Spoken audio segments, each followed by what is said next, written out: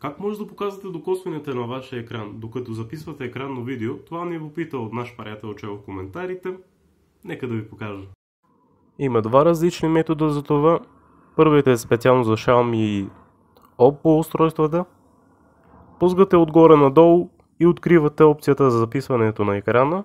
Натискате върху настройки, пускате малко по-надолу и след който тук някъде ще трябва да виждате опцията покажи жестове на докосване.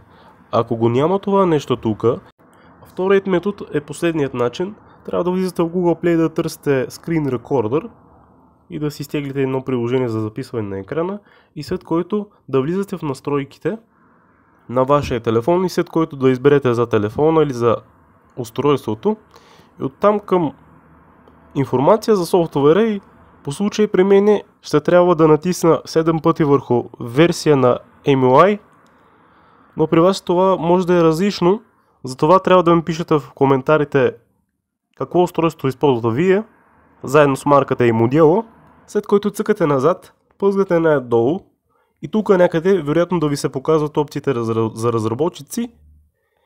Ако го няма, избирате разширени настройки, след който пъзгате най-долу и тук ще виждате опции на програмиста. Влизате там и оттам трябва да откриете опцията за показване на докосвания.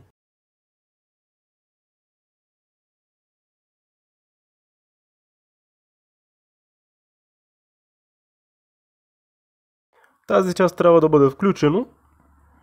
И бонусът в това видео е да ви покажа как да изтеглите и записване на екрана.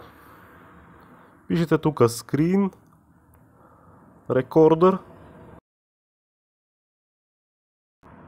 Избирате бутончето за търсене и след което вече се избирате едно приложение. Препоръчвам Mobizen. То се е безплатно приложение.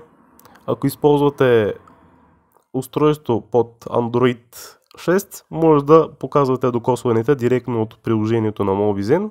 Така, ако ви е харесало и проработило, може да харесате и да ме следвате и да напишете следващите си предложения за видеоклипове в коментарите. Ако имате нужда от помощ, пак може да напишете.